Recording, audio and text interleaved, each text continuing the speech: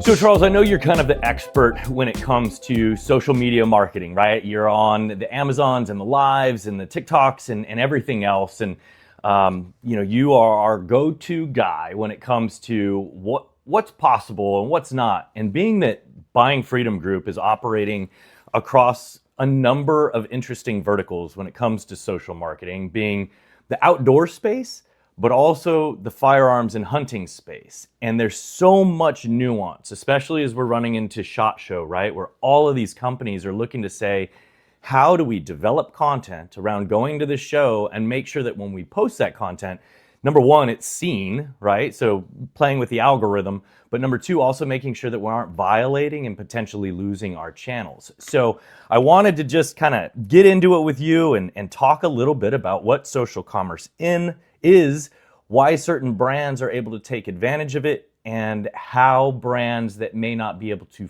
fully take advantage of it can still utilize it as a platform to assist in brand recognition, maybe not specifically sales. Give me your thoughts.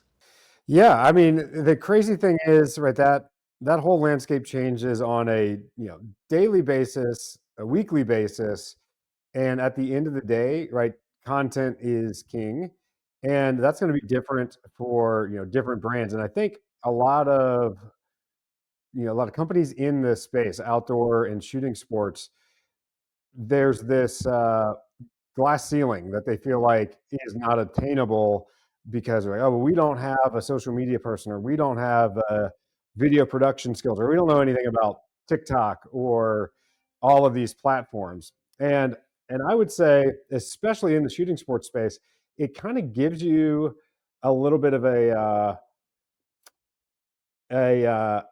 get out of jail free card when it comes to content because of all of the restrictions, and the consumers in that space understand the sort of the challenges of creating content, particularly about firearms. And now what you're seeing is a return to the raw. So, I think everyone's a little bit burnt out on like the super high produced deep baritone, voiceover content about like the latest gun. And they just want to see something either funny, entertaining, or educational when it comes to that content. And anyone can do that. Sure. So there's like levers that we can pull within social media, right? And I know I am no expert for sure. I throw up some content every once in a while. I share Instagram stories with my parents so that they know I'm alive when I'm out in the woods. But what's the difference between like organic content and paid ads and native checkout, TikTok shop, Instagram shop? Like, define a little bit what the landscape looks like. Yeah, yeah, it's, and marketing by itself, right? You ask three different people, you'll get five different answers. But yeah, so you've got, your conventional paid advertising on, on Google, on Instagram. Let's use Instagram as our kind of our muse here. And, you can't directly market firearms on Instagram. So you see a lot of ways around that. Like, hey, we'll market an event as a brand, or we'll market an accessory as a brand and kind of bring people in. And then you've got organic, which is, more top of funnel, meaning, hey, we just want some awareness of what we're making and what we're doing.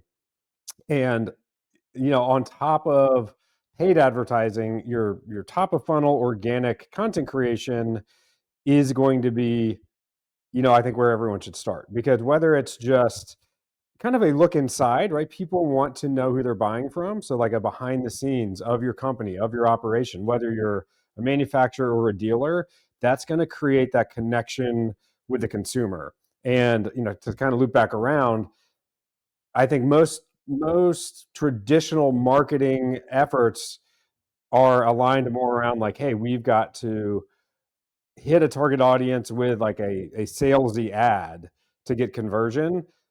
But the reality now is it's now creating a connection, with a consumer to where they feel like they've got some relationship with the brand, and then they'll find the product that kind of suits them, right? You don't have to go like kind of hard sales. that behooves the challenges with, the lack of ability to directly market a lot of firearms products. So I know that was kind of like a broad stratosphere, but that is it's a weedy environment, and so you have to just find how you can navigate kind of through those weeds, for your company. Yeah, I think in the outdoor space, we're seeing the EcoFlows, Renergies, Pelicans, Gerbers of the world, right? These brands are all they fit that niche of the outdoor and shooting sports space, but because they are allowed, for lack of a better term, right? I'll let you elaborate on it. But because they're allowed, they're really skyrocketing. I mean, it doesn't matter who you are or what you're watching on YouTube. The algorithm is going to feed you some of this stuff. But I guess I guess my next question for you is, what forms, right, are working the best? Is it the short videos? Is it the lives? Is it affiliates? And I know that you kind of do all of those. So give us your insight into, how could somebody in the shooting sports space where maybe they've got products that they couldn't sell directly, right? Either ammo or accessories or things of that nature. How could they do some of these types of videos, and which types do you think would be best that could give brand awareness without specifically violating by asking for a sell? Yeah, so I would say, yeah, lives are great. That is sticky. You can't show typically on any platform. You're not going to be able to show firearms, and even knives can get tricky. So I would say, to your point, focusing on what you can show, right? So if you've got, even if you're a firearm manufacturer, doing a live stream on, maintenance, or a live stream on an accessory, and then that's going to bring a funnel of consumers into, your channel and your space, which then now you can capture them in other ways for the sale. Now that said, short form, that's kind of the way to go, right? If you're looking at TikTok Shop, the conversion there is pretty incredible, especially for accessory brands, right? Knives, flashlights, coolers, tree stands, hunting blinds, right? All of that stuff going short form, whether that's TikTok, whether that's, YouTube Reels, whether that's Instagram, that is going to drive, the highest convertible traffic to, your landing page, your website, et cetera. Now, in terms of a shooting sports specific product, right? If we're wanting to sell a firearm, you're going to want to figure out that in between, right? So maybe you've got some great content, but you want a landing page that is going to, to some extent obscure that firearm if it's coming like straight from YouTube, et cetera. And that's where those affiliate programs can be valuable. If you're connecting with other content creators, this would be typically more for your manufacturers, where they're generating that content, product review, et cetera. And then at that point, people are just going to be searching, in Google, right? Oh, hey, I saw this video. Ryan did this awesome video on a new Archon. Boom. Okay, people are going to be searching Archon from your video. And a lot of people don't like that because they're like, well, I can't track conversion. And yeah, you could do it with a coupon code, et cetera. But the benefit is that's going to help with your organic SEO, because you're going to have people from all over the world now like Googling your product, which is going to trigger Google to say, "Oh, hey, this people are looking for this. Let me boost this in the rankings." So there's still a tremendous amount of value. If I'm hearing you right, there's still a tremendous amount of value in creating that content.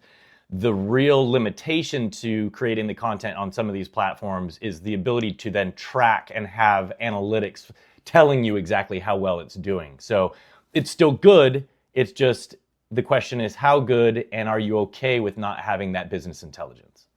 Exactly. Yeah. Yeah. You can't track that direct sale unless, again, you're doing some sort of coupon code, or some sort of like manual entry, essentially, without running into pitfalls on getting deplatformed, et cetera. Yeah, and it's interesting because it seems like, right, that things are getting a little bit looser, right? You can run more ads for, I know I've seen more ads on Instagram for holsters and for, tactical products, and even on TikTok, right? But I actually recently got a violation on TikTok from a video at SHOT Show, of it was like an anti-aircraft um, cannon or something that I did just like a little clip of, and I actually was like, I was like, oh hey, here's a pigeon deterrent device. Right, I did this little series at SHOT Show where I was calling things the wrong name, right? And so that ran for a year, hundreds of thousands of views across those different videos, of just kind of coming up with funny, like a potato peeler for like a grenade launcher or whatever, and people really liked that. And then a year later, I actually got a violation on one of those videos. So that's what's crazy is it is always a little bit of a gamble, getting your content out on any platform. Yeah, and to be, this, if let's say that video, right? That's a perfect example. You put it up a year ago. The text, the policies, the terms and conditions at that time were X, right? And over the course of the year, those policies obviously continue to be updated just like any other company. If those policies change mid-year and that video is up and it violates the new policies, are you required to understand those new policies and go take down your old videos? It's sometimes, yeah, not or you'll get the violation, and then a lot of times it's like you've got to put in a support ticket, and then they'll be like, okay, well, yeah, this was a long time ago, and then they'll remove violations, etc. So yeah, it's always a pain because it's all AI driven typically, right? It's a video gets flagged, and then you're try to do your best to get that in front of an actual human, to get that resolved. I mean, it's so, being in the industry, I'm going to call it unfortunate, right? Everybody has their own opinion, but that's mine. It's very unfortunate that the TikTok shop has really changed the game for every other industry. But it sounds like for right now, as far as specifically to the firearms industry and guns and accessories, it's an excellent top of funnel tool. And we can still do, hey, take a tour of our factory or come look at how the XYZ is made, etc. But as far as a call to action to actually purchase something in a manageable way, that just doesn't exist. So there's still value there. It's just each manufacturer needs to kind of judge the value on their own based on no business intelligence after the fact. Correct. Yeah. And for manufacturers, it's not as big of a deal, I don't think, right? Because if they're wanting to support their dealers, that top level product information is going to be what you want to get out there anyways. And hey, you know what? You can link that to a dealer locator, for instance, right? If I'm a manufacturer, I do an awesome factory tour, some in-depth information, and that's what people like, right? If you can tell a story, a bit of information that is not easily Googleable, that content is going to do really well, right? And so even if that's like, hey, did you know this is how, or the reason there's this bevel on this weird part inside of a trigger group, right? And then you can explain that from the perspective of like, hey, this is from the origin of creation of this product, like this is why the way this is, you're going to get views on that. Like people want to know deeper detail about things than typically they're presented with, because everyone's just so used to this top level information. So I would say, for manufacturers, for dealers, any deep dive is gonna perform well, and then figuring out how to get that into short format. Then, right, take that and plug that into a dealer locator, which is not directly selling items, but it's giving your consumer base the ability to go and find that. Like that's going to be a nice sort of social ecosystem for manufacturer marketing. Gotcha. Yeah, I think so. TikTok, we've kind of got a general idea of what we're able to do. All my notes here, I've got Meta because that's in all my googling to figure out what was going on. I Meta. I'm old. I'm calling it Facebook. So, as far as Facebook is concerned, there's a lot of nuance there too. So pivoting kind of from one platform to another, I think everybody's issue with Facebook, and in this industry, I think I can say it and people will understand what I mean, is very similar to Shopify. It's inconsistent. One day it's kind of allowed, one day it's not, and I think people are just have shied away from using the platform at all because it feels like no matter what kind of content you create, there's this idea in the back of your head that next week it might not be viable anymore. So, what do you know about where Facebook Meta is headed? Yeah, they're moving the goalposts. Yeah, and honestly, I mean, it's the same. Seems to be the same with all of them. It seems like they're loosening up. Um, Again, to where even more direct product, especially for accessories, right? You're seeing more of that. But definitely for firearms, that's kind of a no-go. I know, interesting, a lot of dealers will post on Facebook even with images that you would not think would be allowed, and it's more to drive traffic. They'll handle the sale like in the comments or in DMs of like, hey, what do you have? But that's not really broadly sustainable. So yeah, I'd say it's still a bit of a swamp in terms of what you can do on Facebook, aside from like top level awareness of your brand, or your product lines. Again, unless you're an accessory, they are freeing up on holsters, on safes, on optics, like that kind of thing for now. Um, but yeah, key thing being, they can always change that up. And same with YouTube, right? I think YouTube generally is viewed as like the freest area, but then recently it's like, hey, you can't do full auto, right? You can't show certain things. Yeah, exactly. And so it's a little bit of a cat and mouse game. Yeah, and I think it always will be, right? There's just this is one of those spaces that there's a lot of interesting dynamics behind it all. So I think in all the social platforms, especially publicly owned stuff, it's always going to be a little bit weird. But I think as far as Meta is concerned, there is the ability for brands to be part of communities, and there's also the ability for brands to promote educational materials. So you can always do like a tour of the factory. You can do a hey firearm safety kind of thing. So if you're one of those brands that's in the space, Voltec is a good example, right? Somebody who's just creating a product for the industry, although it's shooting sports. Those kind of products, at least today on December 15th of 2025, those are allowed today. Is that accurate? Yeah, and the nice thing is you can build a good, right, that's all about safety. So that kind of fits well with, Meta's objectives. Um, and then again, right, even if you're not in that space, you got to think outside the box. So, and I think everyone thinks, oh, I can't do that. And what I'm talking about is, the personal branding of your business, or even people with inside your business. I think we've all seen like the skit videos, like the gun shop skit videos with like typical customer skit, right? Someone comes in and it's, those are not hard to shoot. You don't need to have like won an Oscar to create these kind of humorous industry specific videos, and that's a great way to build a following that then can actually end up being, you know its own thing. And so that would be my advice, is like, if you kind of back to what we were saying about product, if you've got like a specific insight on your industry, or you got an employee that's funny or quirky, or wants to show like, hey, here's how we pack orders, right? Literally like live streaming order packing.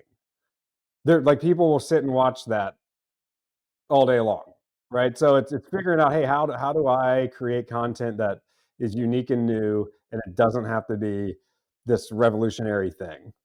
Yeah, I think we saw.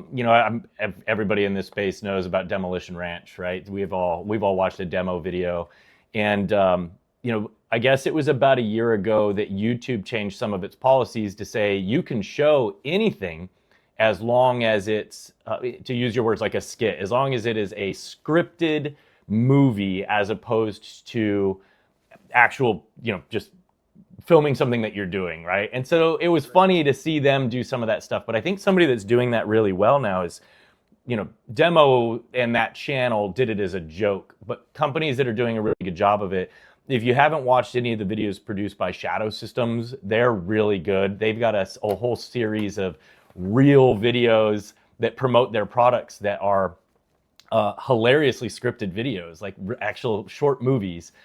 They're a real good one. Q does another really good job of it. So they're on their YouTube videos, 4 to 6 minutes. They're easy to watch and they're informative. They're very well thought out. They're shot well. They look pretty, all those sorts of things. So we do see that there's this pivot in the space where marketing within the manufacturings, at least those guys that, have a good team are doing a really interesting job of circumventing the rules through creativity. And that's kind of cool. So I think that kind of goes along with what you're talking about right now. Let's see. I've got just a ton of notes. I want to ask you a little bit more about, like, from a manufacturer perspective, right? I build this new video. I'm really taking my first delve into it. Like Archon, you've talked about Archon here momentarily ago. They're a new company. They've moved everything to the States. They're just starting to get into production. They're producing firearms now. They're getting them out, and they need to start marketing. How does a company like that, who has, starting from scratch, how do they get those videos distributed to start building an audience? Yeah, it's like, you gotta take your first step to get to your 10th step. So, leveraging the novelty, the hey, we're starting over again, right? And kind of that grassroots ground up approach. And also explaining, I think being honest, right? And saying, and I'm not talking about Archon specifically, right? But if it's like, hey, here's the challenge we're facing, um, to get like our awesome product in front of people's eyes, and here's what we're doing about it. Right, so it's almost like meta content, right? It's like you shoot a video like, hey, we're going to do a range day. Well, here's the behind the scenes of us trying to find a range to do a range day, right? And then the funny thing is maybe that video actually gets you more attention than the actual range day itself. It's funny. You know what a great example of this is? Like we're going old school back to cable television. Orange County Choppers, right? That's kind of a almost an analog equivalent of what we're talking about here. Is it's like a manufacturer that was small and didn't have global brand awareness, right? It wasn't the bikes or the product that sold it. It was the content. Um, And then, so it's kind of that's what I would do, right? It's like if you're a new manufacturer, like copy and paste a strategy like that where you're showing like some behind the scenes. And then, that's maybe a separate video of like, yeah, yeah. And even like, hey, it's like, hey, we're literally starting out from scratch here. Like come along, join us for the ride. Yeah. And people love manufacturing. I mean, there was that show How It's Made on Discovery Channel. That was a great show. Now, I admit I'm a manufacturing nerd and I'll go sit in a facility all day and just watch a machine punch away at stuff. But like Staccato is a good example. I've been to their facility a few times. It's just up the street. And, just going in there and seeing some of those amazing CNC machines and how the product actually goes from a block of steel into one of the finest firearms made is that right there is content. You're not asking for a sale, you're not showing the assembly of things or anything like that, so technically you're not in violation. And you shoot it in raw, throw some coloring on it, and now it's a creative piece. Exactly. And I think, that's again, if my advice to whether you're a dealer or a brand is, maybe you are running CNC machines every day for the last 20 years. And so to you, that's not exciting or interesting. But people want to see that stuff. Like, so whatever you think is boring in your business is interesting to someone else. Um, and yeah, the less production value, a lot of times the better, right? You don't need a, crazy intro with the newest gun today, right? It's like just be real. Yeah. Yeah, keep it simple. Well, it sounds Charles, like, camping is totally winning on social media because it's allowed, right? And in the firearms, it's more about the story, education, community, top of funnel, but you've got to think about conversion a little bit differently. I know I've been to a number of NSSF events on advertising and media, and I know it's top of mind for a lot of people. If we need to delve into this a little deeper, we always can. So guys, as you're watching this video, if there's more information you want, feel free to ask questions. down below in the comments. We will get to them. And if we can't, we've got a lot of other partners in the space, right? From developers like Jamerson who work on platforms like BigCommerce who are firearms friendly to, this is Ironclad. If you haven't watched any of the Ironclad videos and you're a manufacturer, go check them out. This is ironclad.com. They work with, Pelican and SIG and a bunch of the other big companies, but those guys are a wealth of knowledge in the space for firearms marketing, and we're happy to connect you with any of them. But Charles, any other key points that you want to make sure people understand about social marketing before getting into the holiday/SHOT Show season? Yeah, I think we covered a pretty good base. I would say if you're not doing it, just give someone a phone, right, and say have at it. And the worst that can happen is pretty much nothing.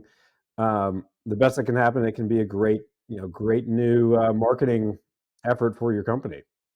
Yeah, so you said grab a phone. Charles, do you believe, based on your extensive experience in social media marketing, that somebody can take just their phone, record, edit, and post a video that's going to be successful? Oh, 100%. Yeah. And the caveat being like you got to give it time. Um, right, and you've got to be consistent, right? So it's like nothing's easy, but consistent content, and we're talking, it could take 6 weeks, could take 6 months, but having that consistency is key. And then, the nice thing is you're kind of letting the smartest minds and the smartest AI do your work for you. Because if you put out content over time, that's getting analyzed, and then it's gonna, AI, Google, TikTok, Instagram is gonna know where to send that. But they test you, right? Especially TikTok, right? So, and again, I'm biased because I do a lot of TikTok content, but it's I think the same on most platforms. If you drop off with your posting, they're like, well, hey, we're not going to invest in you with millions of views if you're kind of hit or miss with your posting schedule. So they want to see that consistency before you're going to get the big views. So short answer. Can you elaborate on that a little bit, Charles? Does that mean that I should be posting something every single day, or does it mean I should just be posting on a consistent cadence? How is the algorithm seeing that? Yeah, on a consistent cadence that works for you, and then kind of stick with that. So yeah, I mean, if you batch post, like you dump 20 videos a day once every 2 weeks, just keep doing that, right? Or if you're just kind of, hey, every other day. TikTok now has post scheduling too, so I'll batch create a bunch of posts over a weekend and then schedule those out to release throughout the week. So yeah, so long as your average weekly videos count is roughly the same, that to me that's the most important thing. So, Charles, I just want to say a big thank you. I know that you have a tremendous amount of experience in the space, and although there are a lot of partners and there are a lot of apps that everybody can use, I think it's real easy to get wrapped up in the nuance of it and feel overwhelmed. So again, I think the easiest thing to do, if anybody has questions, feel free to use Charles as a wealth of experience. Drop a comment down below or shoot us an email. We'll make sure that we're easy to get in touch with wherever we're posting this. And again, Charles, just thank you very much. Appreciate the time, and everybody have the best of luck posting everything over the Christmas holiday. I hope everybody sits by the Christmas tree and watches your content.